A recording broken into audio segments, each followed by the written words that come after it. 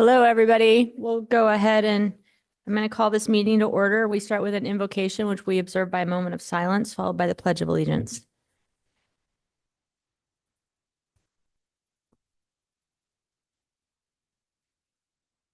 I pledge allegiance to the flag of the United States of America and to the republic for which it stands, one nation, under God, indivisible, with liberty and justice for all.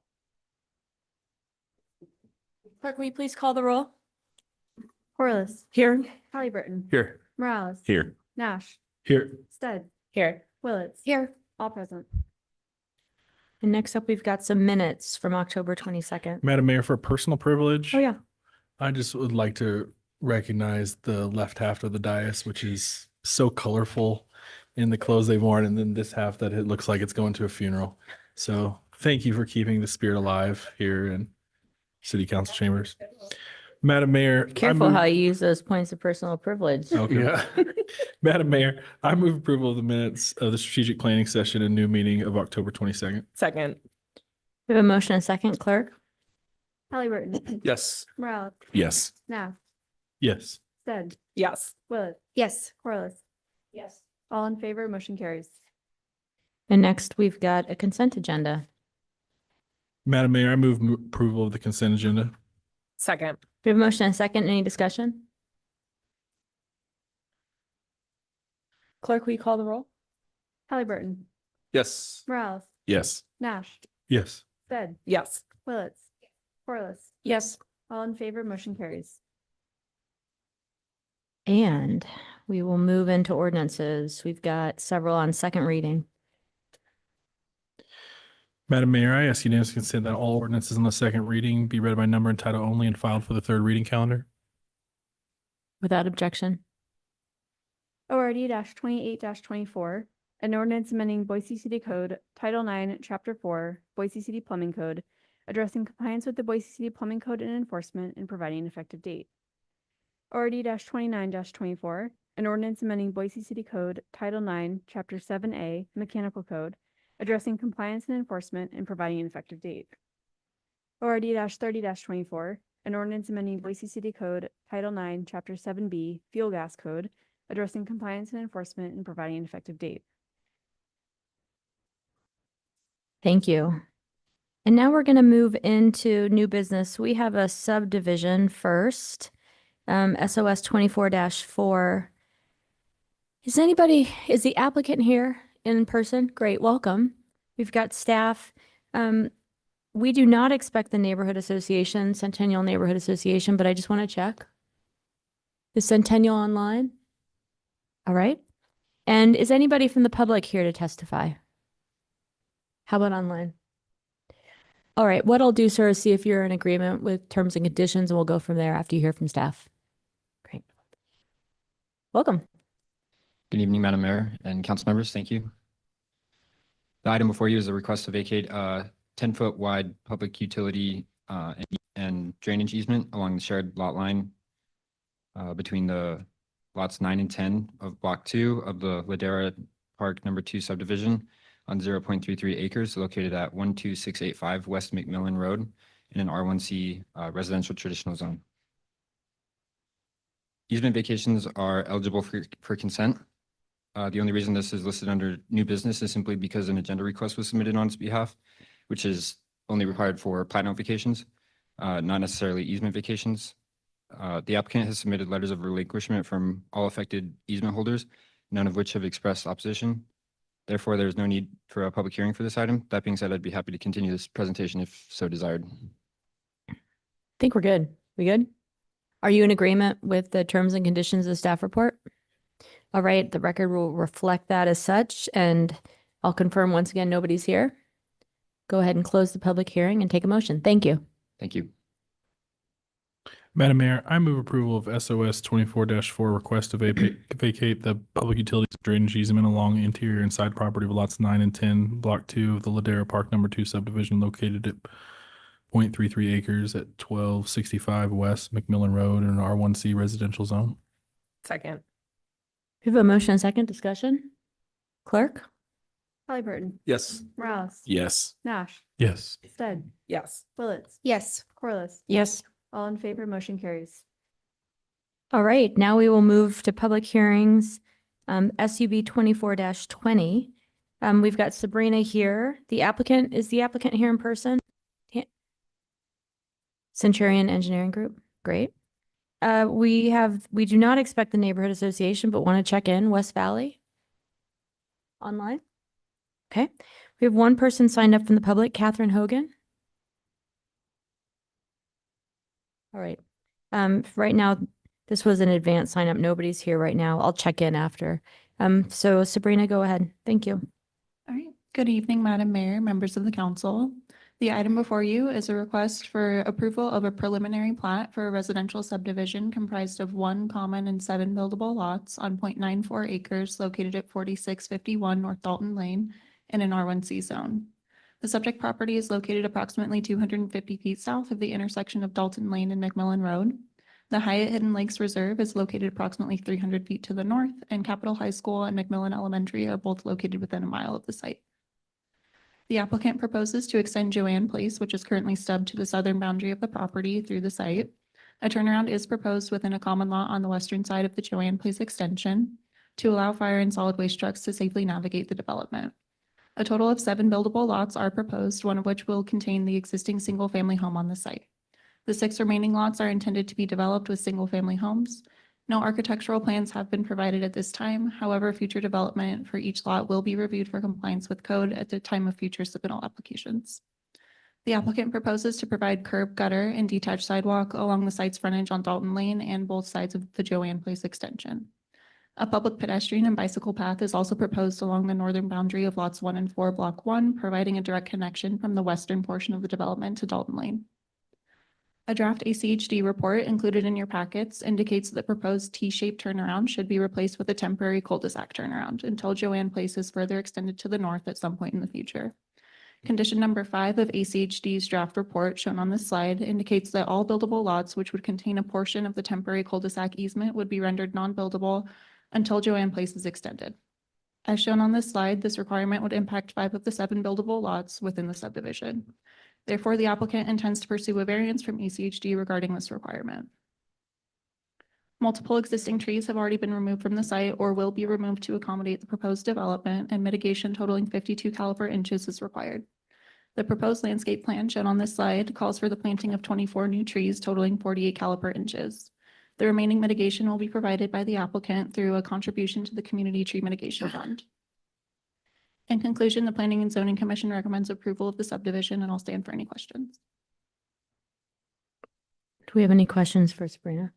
And Mayor, Sabrina, you were talking about the tree mitigation plan, and you said that some of the trees will have to be removed, but some of the trees are already removed.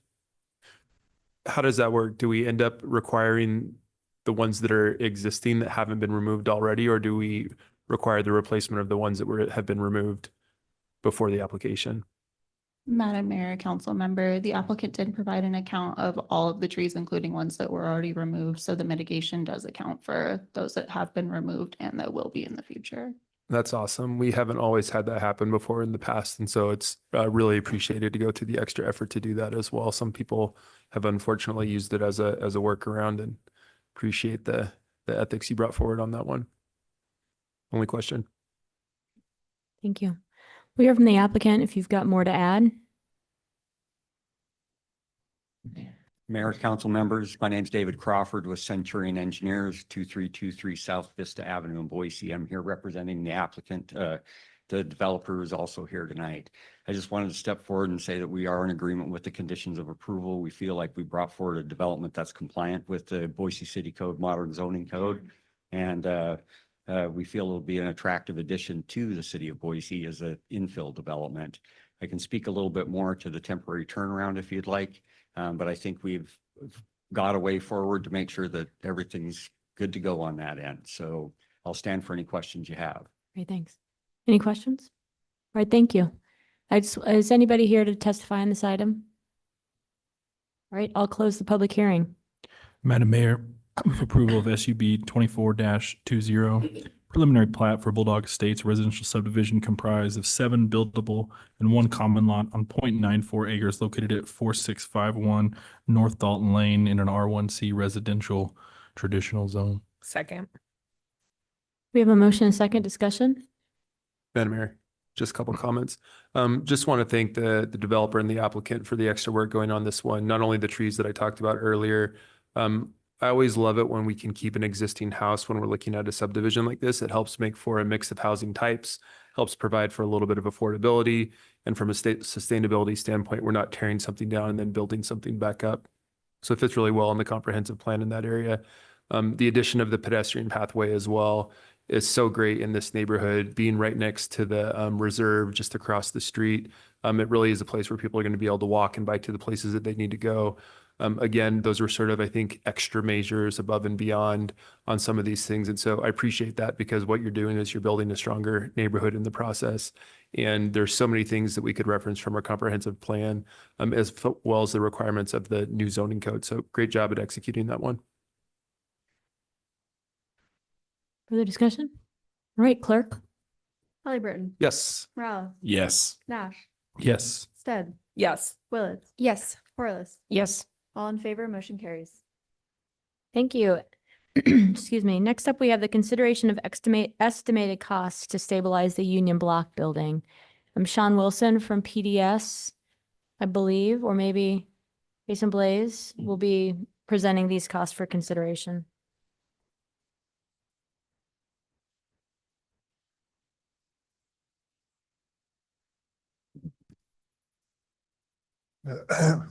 Mayor, council members, I'm Sean Wilson, the Planning and Development Services Director, presenting on this topic today. And Jason Blaze, our building official, is also here with me. This has to do with 730 West Idaho Street, which is right next to us. I'm sure everybody sees it. The purpose of the hearing today is City Code Title IX, Chapter 11, Dangerous Building Codes.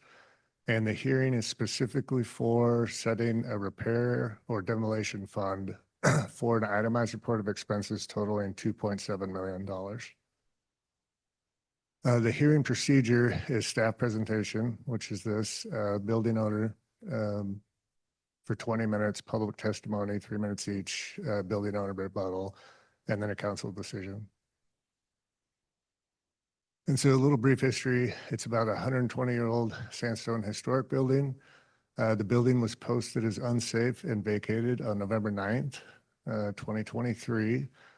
There's been closures of the sidewalk, the roadway, and the alleyway behind the building. There was an appeal heard and denied by council on January 30th, 2024. The itemized report of the expenses, in summary, it's to stabilize the structure, secure the front facade, and stabilize the alleyway behind the building. Can't see this, I'm sorry, but just part of the itemized report, we followed typical city cost estimating procedures to put the report together. So council action item, staff request approval of a repair or demolition fund in the amount presented to stabilize the building, and we'll need a motion and a vote.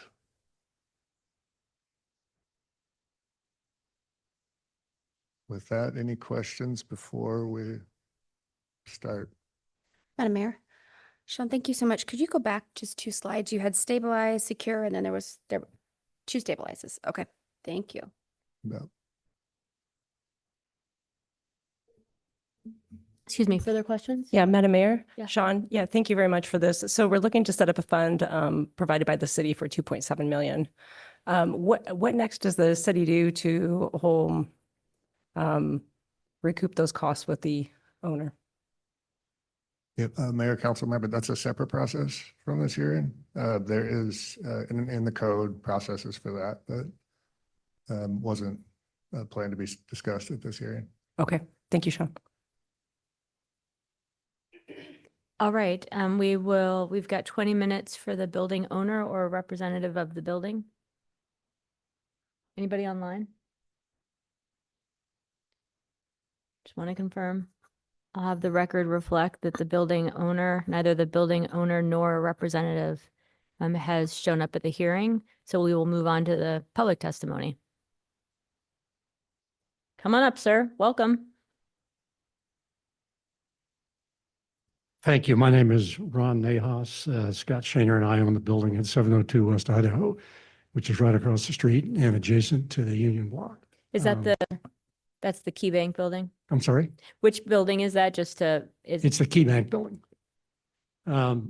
We haven't had access, pedestrian access from our building to 8th Street now for over a year.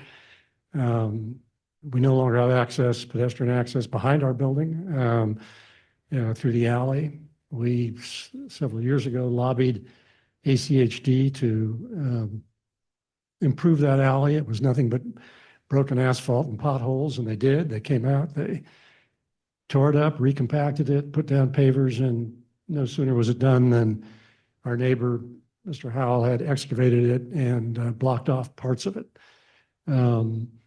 We have vacant space on the first floor of our building, makes it very difficult to lease because we don't have pedestrian access along Idaho Street. I'm sure that none of you want to have this before you. This is not something that you really want to do, and I understand that.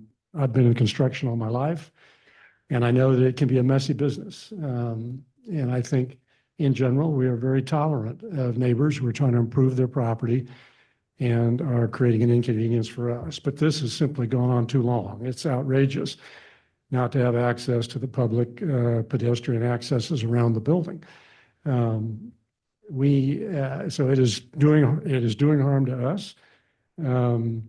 I think it is time to act. I know Mr. Howell, I believe that's his name, contests your decisions about the safety of the building and the safety of the sidewalks, but that's a decision for you to make, not a decision for him to make. These are public rights of way, and it's up to you to keep them safe and keep them open. So I'm hopeful that you will set aside these funds and move expeditiously to actually get the work done and reopen those sidewalks so that people in Boise can enjoy that, and certainly the tenants and our customers in our building. So thank you very much. Any questions for Mr. Nahas? I just wanted to say before you leave, not related to this topic, but I appreciate you working with the Arts and History Commission and others for the JJ Memorial that's behind the building along the alley, and look forward to the alley being open as well. But thank you. It's beautiful and it's hard to get to right now from the 8th Street side. So we But were really appreciate it. happy Thank to you. do it. It looks beautiful. So thank you. Anyone else? Are you here to testify on the Union Block building? Nope. All right, there's nobody else raising their hands to testify. I will close the public hearing. Madam Mayor, Yes. I move to approve the report of estimated costs for the stabilization of the building known as the Union Block. Second. We have a motion and a second. Clerk? Halliburton, Yes. Morales, Yes. Nash, Yes. Stead, Yes. Willetts, Yes. Corliss. Yes. All in favor, motion carries. All right. Thank you. I'll take a motion to adjourn. Madam Mayor, I move that we adjourn. Second. All in favor? Aye. Aye. Aye. We are adjourned.